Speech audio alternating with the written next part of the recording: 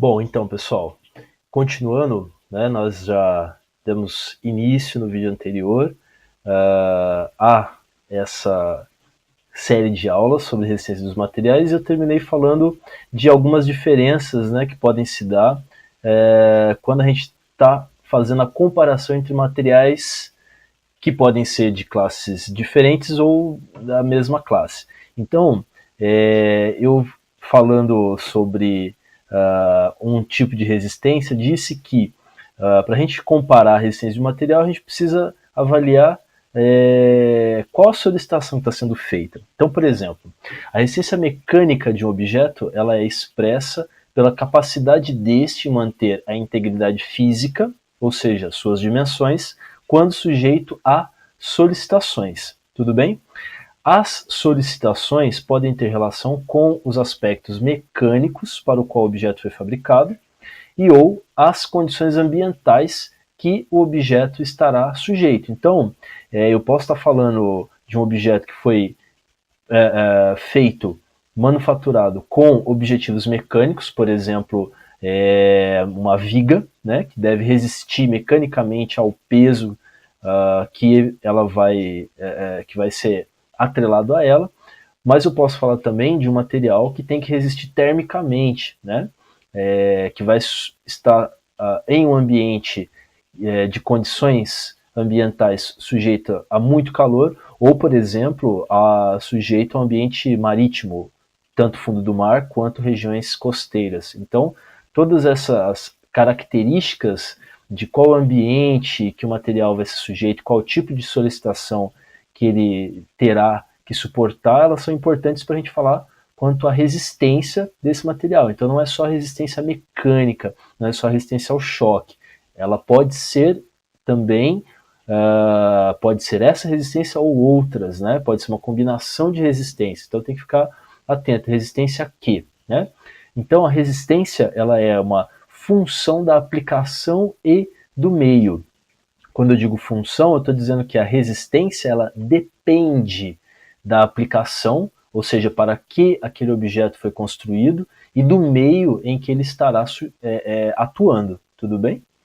Vamos lá, vamos em frente. Então, para compararmos, é necessário estabelecer as condições.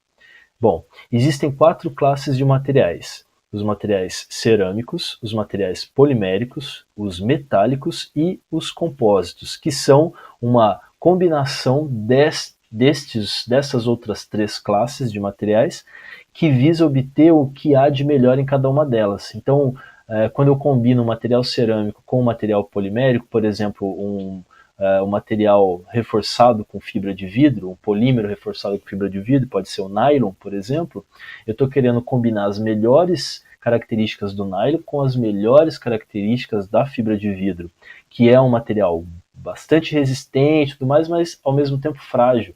Nossa, como assim? Você falou que o material é resistente, mas ele é frágil. Então, vamos avançar um pouco mais para a gente entender a diferença entre o que vem a ser fragilidade, como que o material pode ser forte, mas ser frágil. Enfim, a gente vai tornar esses conceitos um pouco mais claros, tá? Para caracterizar os materiais, ou seja, determinar as características, ou seja, as propriedades que serão avaliadas na escolha, na seleção para aplicações específicas, são realizados ensaios de diversas naturezas. Lembrando que esses ensaios eles têm que ter como objetivo simular situações às quais o material estará sujeito, né? Então esses ensaios podem ser ensaios mecânicos, podem ser ensaios químicos, que tem uma variedade também, assim como os mecânicos, podem ser ensaios que tentem avaliar a estabilidade térmica, né, do material em situações de elevada temperatura ou muito baixa temperatura, qual vai ser o comportamento do material, né, que eu estou avaliando, né? Bom, dentre os ensaios mecânicos, um dos mais importantes e amplamente utilizados é o ensaio de tração. Quando a gente começa a estudar a ciência dos materiais, principalmente os ensaios de uma forma geral, o ensaio de tração é o primeiro deles, né? Via de regra. Então, por meio desse ensaio, é possível discutir quanto à resistência mecânica dos materiais, bem como suas possíveis aplicações. Então, você já consegue ter alguma ideia através desse ensaio se um determinado material, polimérico, metálico, compósito, enfim, se ele pode ou não ser utilizado em determinada aplicação, tá? Vamos começar a ver um pouquinho sobre ele. Bom, todos os ensaios que existem são normatizados, né? Você não pode, quero fazer um ensaio de tração na minha casa, então, né, vou ali, monto uma máquina, enfim, você pode fazer isso, desde que as especificações sejam atendidas, ou seja, as especificações visam tornar padronizados os ensaios para que eu possa fazer comparações com ensaios feitos em qualquer lugar do mundo. Por isso que existem as normas. As normas podem ser internacionais, como a STM, norma ISO e outras, e nacionais, como a NBR. Então essas normas vão descrever as condições para a realização dos ensaios. No caso do ensaio de tração, dentre outras condições determinadas, as dimensões do corpo de prova, a velocidade do ensaio, a temperatura e o número de corpos de prova são condições que, digamos, das mais importantes para a gente fazer o ensaio, né? Bom, mas afinal, o que é tração, né?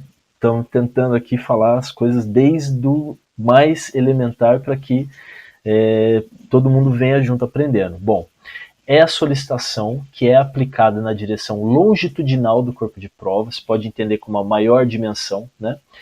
E provoca essa solicitação um aumento no comprimento da ligação química entre os átomos do material. Então, esse aumento que ela vai provocar, você vai perceber ele no nível macroscópico, né, que é uma das coisas que nós conseguimos ver e tocar, né, no nível macroscópico, visual, olho nu, e o que ele significa no nível microscópico, que você só consegue observar com o microscópio.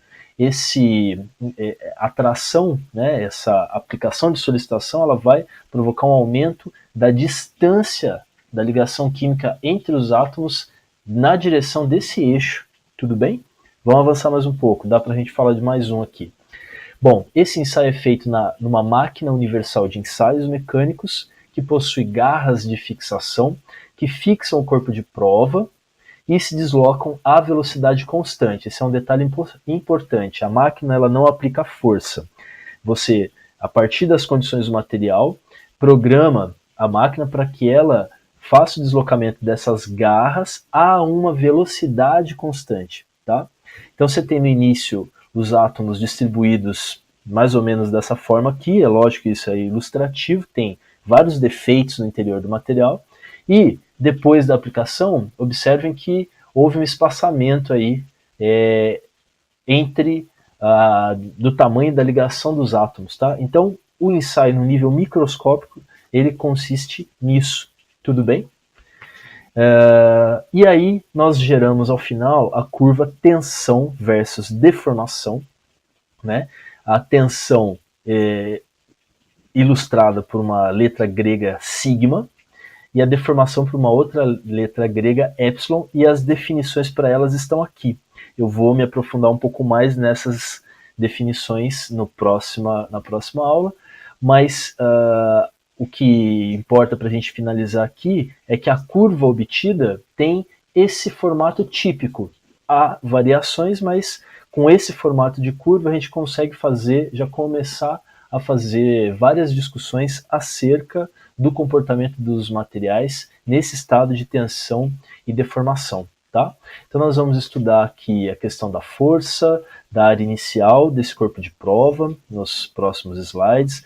Nós veremos a definição da deformação, que é a razão entre a variação do comprimento e o comprimento inicial.